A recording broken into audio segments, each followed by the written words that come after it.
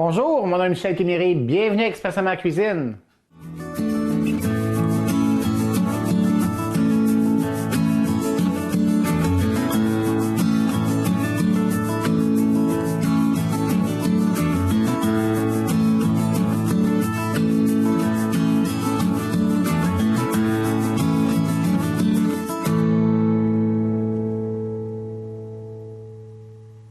Alors donc, bonjour tout le monde. Alors cette semaine, pour continuer notre thématique de Noël, on va préparer des plats principaux. Je vous propose cette semaine deux plats. Le premier, c'est un poulet farci au porc, poire, canneberge et orange.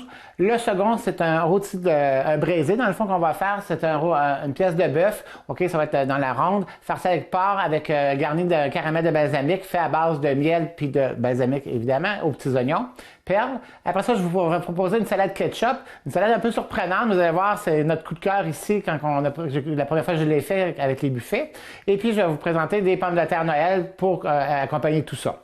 Donc, si vous voulez bien, on va commencer tout de suite avec le poulet farci au poire, orange et canneberge. Ce que ça vous prend pour la recette, ça vous prend environ 1,5 livre de porc haché. Ça prend 2 poires en dés. Ça va prendre une orange pour le zeste à l'intérieur et des canneberges séchées. OK? Comme herbe, ça va prendre cannelle et clous de girofle. Et puis, évidemment, sel et poivre. OK? Puis, le plus important, c'est le fameux poulet, c'est sûr. Donc, ici, j'ai un poulet de 3-4 livres. OK? Ça dépend ce que vous allez prendre. Mais le plus surprenant, vous allez voir, c'est que mon poulet, à l'intérieur, il est désossé. Je vais vous expliquer un peu le principe. Si vous pouvez vous l'essayer à la maison pour le faire, ou sinon, vous pouvez demander à votre boucher de le désosser. Parce que, comme, je ne sais pas si vous pouvez voir, mais dans le fond, ici, mon poulet sont enlevés de l'autre côté. L'intérieur, toute la cage thoracique, OK, les os, tout ça, on l'a enlevé. Pour le faire, c'est facile. Vous avez juste à prendre un couteau, couper la peau et venir avec un couteau de boucher, contourner la cage complètement d'un côté, après ça de l'autre côté, puis ça va bien s'enlever. Puis vous allez tomber avec le poulet, avec les poitrines. Sans os. Et puis, la seule affaire, c'est qu'on laisse les os pour les ailes, puis les os pour les pattes. Si vous voulez, si vous êtes à l'aise, si votre boucher est à l'aise, il peut désosser les pattes aussi, mais moi, j'aime mieux qu'ils ne soient pas désossés parce que quand on va refarcir le poulet, ça lui donne quand même un tonus, une façon de se tenir, si on veut. OK? Donc, je vais commencer tout de suite. Je vais continuer, c'est-à-dire, je vais déjà commencer. On va mettre ça sur une planche. Comme ça, puis je vais faire de la farce. Donc, ça prend la farce, on met le porc haché, ici. Après ça, je vais ajouter à ça mes poires. Je vais passer ça un petit peu. Pour vous oubliez pas, les recettes sont toujours sur le site de la tvcbf.tv. Vous allez dans Expressément Noël et puis vous allez voir toutes mes recettes sont bien écrites là. Alors donc c'est pour ça que j'ai dit pas les quantités nécessairement à toutes les fois. Donc après ça, je rajoute environ une demi-tasse de canneberge séchée et puis je vais mettre le zeste d'un orange.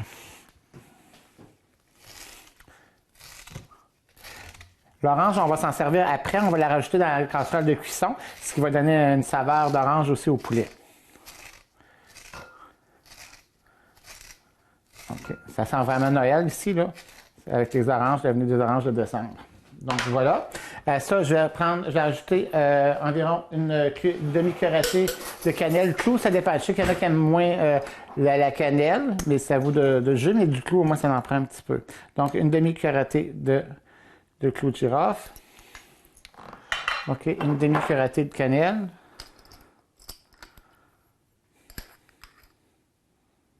Ça va? Avec ça, et puis on va mettre sel et poivre, évidemment, pour donner un peu de goût à tout ça. Donc, du sel au goût et poivre.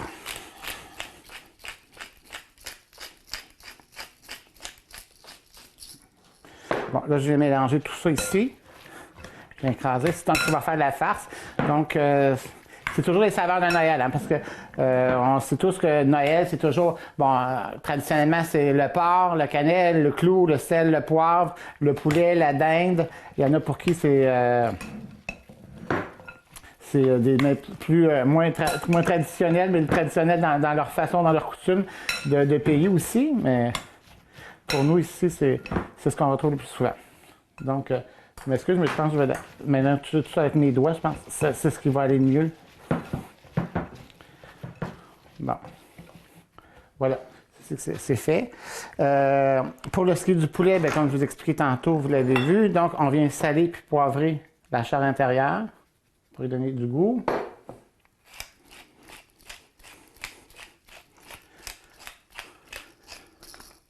Okay, puis je viens de déposer la farce dedans. Ça sent vraiment bon, ça sent Noël. Moi, j'adore ces odeurs de clous et de cannelle, là. OK, bon, comme ça. Donc ici, ça paraît majestueux un peu, mais vous allez voir quand on va le refermer, ça va être correct. Donc, OK, on va venir fermer tout ça. Puis avant de faire ça, je pense qu'on va se prendre un petit peu d'avance, parce que quand il va être fait, je vais pouvoir le mettre dans ma casserole pour envoyer au four. Dans une casserole aller au four, on va mettre 1 ou 2 carottes.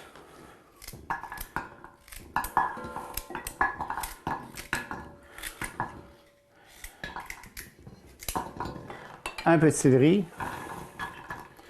Et puis un oignon. Dans le fond, OK? On met ces légumes-là dans le fond de la casserole. Premièrement, c'est pour donner du goût, évidemment. Et puis aussi, vous avez remarqué, dans le fond, quand on va mettre notre poulet, bien, ça invite qu'il soit en contact direct avec le fond de la casserole, pour faire en sorte qu'il ne collera pas au fond. Ce que ça prend aussi, c'est des... vous pourriez faire de deux façons. Vous pourriez faire aussi avec une aiguille avec du fil à boucher, si vous voulez. C'est une possibilité aussi. Ou moi, je vais prendre des cure-dents. La plupart des gens sont des fois plus à l'aise à y aller avec les grands cure-dents que le fil à boucher, la corde à boucher. Donc, ce qu'on vient faire, on vient reprendre les deux côtés comme ça. Je viens tricoter avec ma broche. Ici, je vais venir refermer ça ici, une autre fois ici. Vous avez compris que c'est pour garder les saveurs et la farce à l'intérieur, hein, évidemment. Okay? Donc, même si vous pouvez voir que même si les os sont partis, le poulet reprend sa forme. Puis quand vous allez venir pour servir à table, ou vous allez voir qu'il n'y a plus d'os, parce que ça se fait bien, il n'y a pas de... Il n'y a pas de perte, il n'y a pas de désossement à table. Aussi, ce que vous pourriez faire, ce poulet-là, il sert très bien autant chaud que froid. Si vous faites un buffet, vous pourriez préparer le poulet à l'avance et puis le faire refroidir évidemment. Puis une fois froid, vous pouvez faire des belles tranches. Vous allez voir, ça fait toute la farce qui sent Noël avec la poitrine de poulet blanc, ça va être vraiment super intéressant.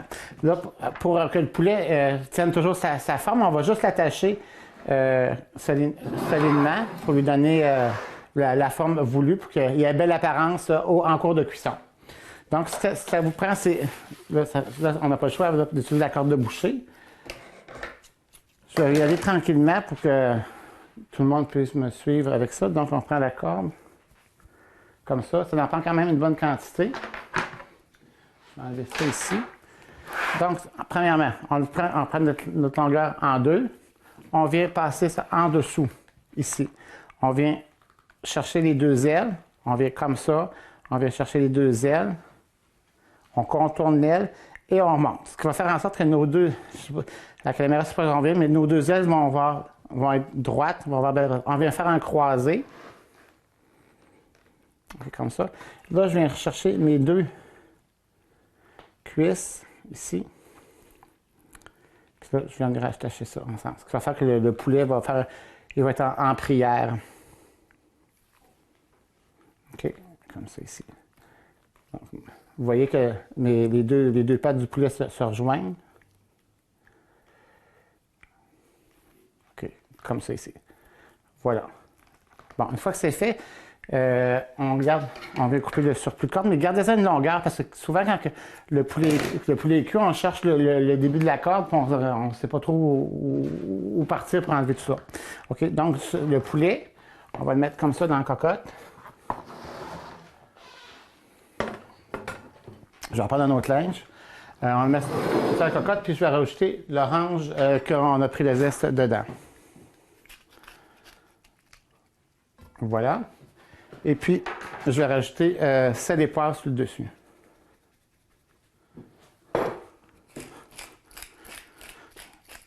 Voilà. Ça, c'est pour la recette du poulet. On met le couvercle et puis on enfourne à environ à 350 pendant environ 2 heures de temps à bake, pas à convection.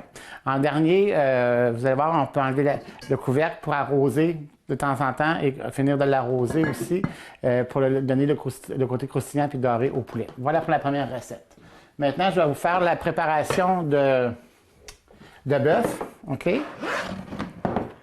Voilà. Donc, ce que ça prend pour faire la recette, ça prend encore une fois du porc haché, ça va prendre la pièce de bœuf, ça va prendre un oignon, ça va prendre sel, poivre et clou cannelle pour les fameuses saveurs de Noël. Donc ici, j'ai une pièce pour faire un braisé. Dans la ronde, ça peut bien faire parce qu'il n'y a pas de tiraille, il n'y a pas trop de gras, tout ça. Donc j'aime bien travailler avec ce morceau de viande-là. Je vais mettre ça ici.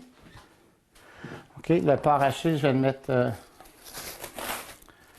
dans mon plat ici pour mélanger. OK, donc je vais prendre un couteau pour ça. Je vais couper mon oignon en petits morceaux pour le rajouter avec mon porc pour faire la farce.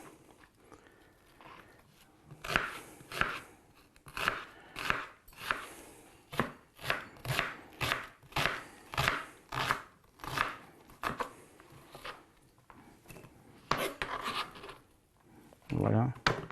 Là, je me dépêche un petit peu hein, avec...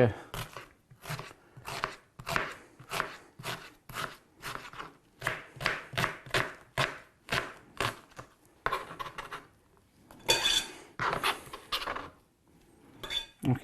Donc, je vais continuer tout de suite ma farce. Elle sera faite.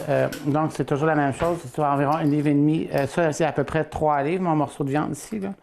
Alors, 1,5 livre de porc. La fameuse cannelle. Le fameux clou pour aller retrouver les saveurs de Noël traditionnelles. J'ai oublié de vous dire tantôt aussi si quelqu'un aurait aimé ça, on aurait pu mettre aussi dans le poulet du gingembre à l'intérieur pour retrouver des saveurs aussi. On met toujours le poivre et le sel. OK. Puis on vient. Puis le porc, souvent du porc haché, ça demande beaucoup de... Je m'excuse, mais je vais reprendre encore mes doigts. Ça demande beaucoup de sel pour avoir du goût.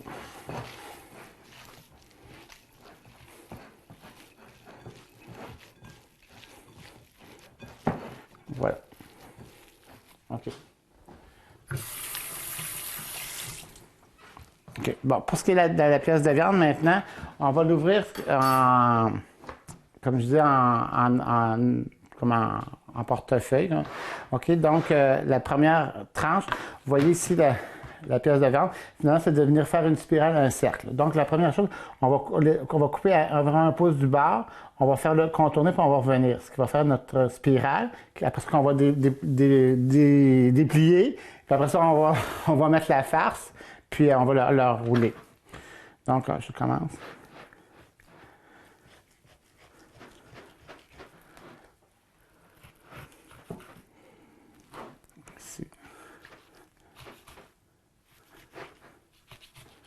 Bon, vous voyez ce que je vais expliquer. Ici, on a 1 pouce, on a le 2 pouces. Donc, j'ai fait le tiers. Là, je viens ici recouper.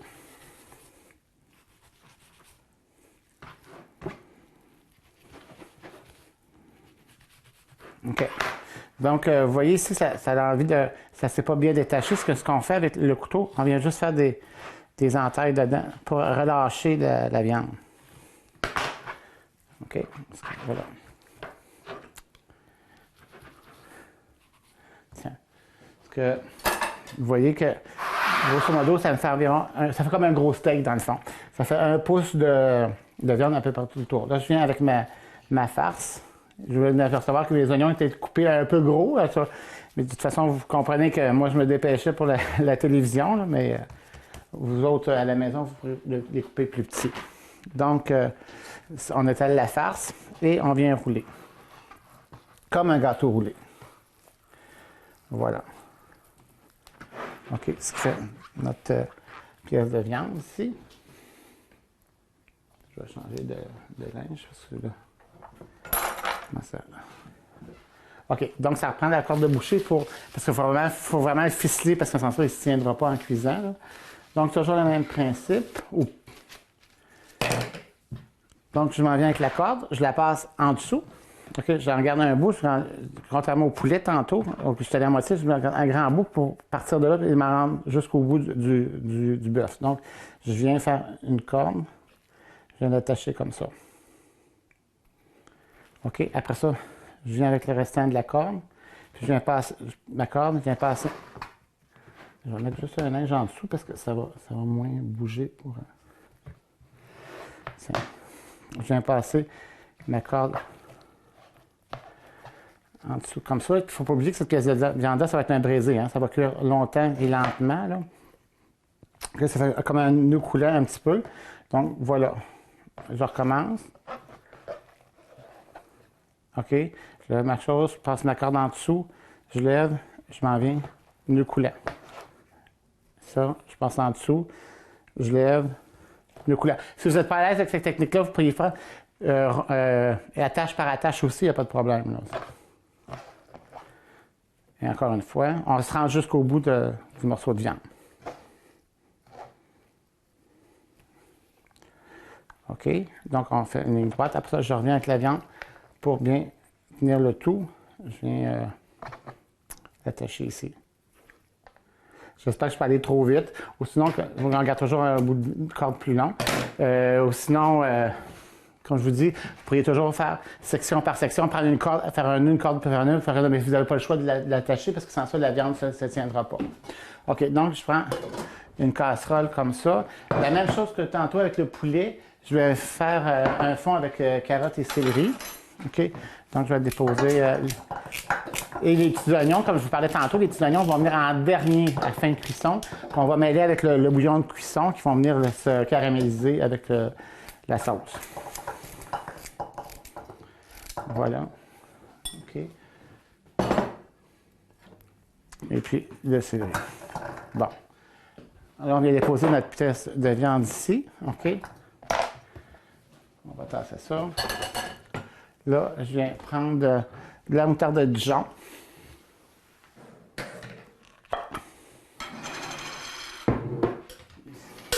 Un pinceau. La moutarde de Dijon. On vient créer une couche assez épaisse de moutarde de Dijon. C'est ce qui va faire une couche protectrice parce qu'on ne fait pas revenir vraiment la viande. On va juste l'envoyer comme ça au four, contrairement à un braisé traditionnel où on fait rôtir, puis après ça, on ajoute un liquide dedans. Le liquide va être comme automatiquement pris et fabriqué par le jus de cuisson par la cuisson. À ça, je vais ajouter du miel et du balsamique. OK? Miel et balsamique. Et ça va me prendre du poivre. Parce que j'aime bien le poivre, ça donne du goût de la saveur. Donc, je viens poivrer mon dessus de viande. Je viens mettre du miel. Et allez-y assez généreusement sur le miel parce que c'est ça qui va faire le caramel en cours de cuisson. Donc, voilà pour le miel.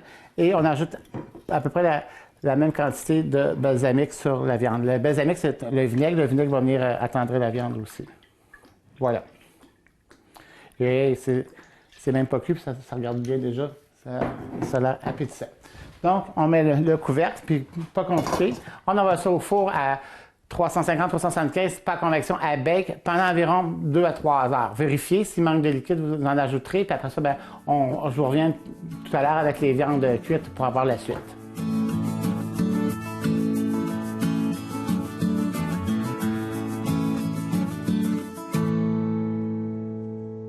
Bon, donc maintenant, on va faire la fameuse salade ketchup, ce que je vous parlais tout à l'heure. C'est vraiment pas compliqué. C'est le principe de rassembler les éléments pour faire un ketchup aux fruits, mais les manger crus. Donc, ça vous prend en partie égale la tomate. Ici, je mets de la tomate cerise, des couleurs, de la mangue.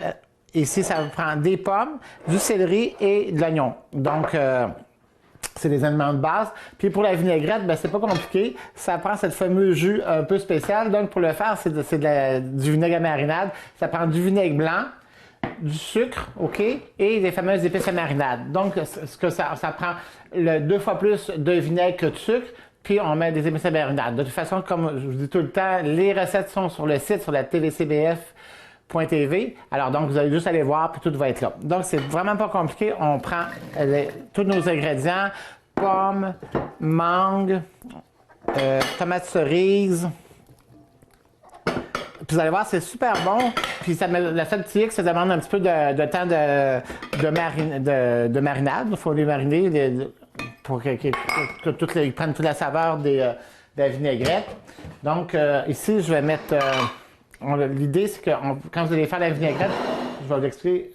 Donc, c'est le vinaigre, le sucre, les épices à marinade, vous mettez ça dans un chaudron. Vous faites bouillir ça. Quand c'est rendu au point d'ébullition, vous fermez ça. Puis vous laissez tiédir ça. Puis vous mettez ça. Ça peut être une journée, 2 jours, 3 jours, une semaine, 2 semaines, il n'y a pas de problème parce que c'est du vinaigre avec du sucre. Donc, c'est comme la base des marinades. Là. Et puis, quand vous en avez besoin, bien, vous s'en servez. Puis, parce qu'il faut vraiment que les épices aient donné le goût au vinaigre. Donc, on prend la quantité voulue. Ici, je vais mettre environ une tasse de vinaigrette. Je la coule pour ne pas avoir les petits pépins d'épices à l'intérieur. Je vais mettre du sel. OK. Et du poivre. Et voilà la salade ketchup. Le tour est joué. Donc, on mêle tout ça. Vous voyez, les couleurs, c'est vraiment fantastique. C'est tellement bon, vous allez voir. Ça sent bon, ça sent l'automne, ça sent Noël. Vous savez, les fameux ketchup avec la tourtière, là, qu'on mange, des choses traditionnelles. Donc, c'est toujours des valeurs sûres. Ceci étant dit, on couvre ça dans une pellicule plastique, puis on envoie ça au froid une couple d'heures. Vous pourriez le faire en même temps que vous avez préparé vos viandes pour mettre au four. Maintenant, notre petite recette est claire. Je vais juste pour vous montrer. OK? Donc ici, je vais prendre une petite spatule. Ici, j'ai fait les fameuses patates Noël. C'est une cliente à moi, il y a un petit bout de temps, il y a plusieurs années, qui m'avait donné cette recette-là. OK, je pourrais peut-être qu'elle va se reconnaître. Je pourrais appeler ça les recettes, les patates Jacqueline, les patates Noël. Okay, donc, c'est tout simplement des pommes de terre purées, comme vous allez faire, des patates pilées avec beurre et lait. Puis, on rajoute une quantité de brocoli simplement blanchi, OK, à la purée de pommes de terre. Faites attention, il faut que les deux éléments soient chauds en même temps. Donc, je prépare mes brocolis à l'avance. Je les mets au micro-ondes. Et puis, donc, ils sont bien chauds. Les pommes de terre sont chaudes. Donc, je peux les mêler ensemble sans créer de problème de surissement ou de développement de bactéries. Donc, comme ça. Puis, dans le fond, ça fait des patates vertes, ça fait des patates Noël, ça fait des patates couleur sapin. Et puis, évitez de prendre le brocoli. S'il y en a qui diraient, on va mettre le brocoli en même temps que les patates cuises, ça ne fera pas tout à fait le même résultat parce que le brocoli va venir plutôt vert kaki. Il va vraiment décolorer. Toute la chlorophylle à l'intérieur du brocoli va s'en aller, puis ça va changer de couleur. C'est pas ce qu'on veut. Donc, vous voyez, ça fait des belles pommes de terre vertes, OK, pour accompagner nos plats. Des pommes de terre Noël. Ça fait que je laisse mes viandes finir de cuire, puis on se revoit dans quelques minutes. Alors donc, voici mes plats pour cette semaine, ce qu'on a cuisiné ensemble. Le premier est la fameuse salade ketchup, vous allez m'en donner des nouvelles. Les pommes de terre Noël, le poulet à la poire, orange et canneberge et mon fameux rôti de bœuf farci au jus. Je vais expliquer vite dit comment on termine ça. Donc, ici, par rapport au poulet, vous voyez que quand il n'y a plus d'os, on peut couper bord en bord. Voici ce que ça donne à l'intérieur. Je pense que c'est quand même intéressant de voir ce beau petit poulet avec la farce aussi. Quant au rôti de bœuf, c'est la même chose. Donc, ce que j'ai fait en dernier, vous voyez les petits oignons. Quand toute la pièce de viande est cuite, quand elle se détache bien à la fourchette, vous allez voir, ça prend quand même 2-3 heures. Vous voyez que ça se détache bien. Là. On coule le bouillon, on rajoute les petits oignons. Les petits oignons, vous allez les trouver, c'est pas des oignons au vinaigre, hein, faites attention. Ça se vend en boîte de conserve ou surgelé, un des deux. Vous allez avoir les deux. Ce que je vais vous couper, c'est aussi le bœuf pour vous montrer l'intérieur de la farce. OK, mais je vous jure que ça sent vraiment Noël, ça sent vraiment bon. Voilà ce que ça donne. OK? Ça fait qu'avec le petit jus, donc comme je vous disais, je coule le jus. de la viande. Après ça, je rajoute mes petits oignons, je porte à ébullition et puis je rajoute ça sur le dessus. Vous pouvez le retourner un petit peu au four si vous n'êtes pas prêt à le manger tout de suite. OK? Ça aussi, c'est la pièce de bœuf, comme le poulet, ça se mange chaud, il n'y a pas de problème. Si vous préférez le manger froid en buffet, c'est excellent. Ça avec des marinades, de la salade ketchup, des salades de pommes, comme des salades Waldorf. C'est super bon autant un que l'autre parce que c'est un peu sucré. Pour les deux. Parce que voilà pour cette semaine. Je vous souhaite en tout cas un bon appétit. Ça fait que bon plat, cuisinez bien, puis on se revoit bientôt.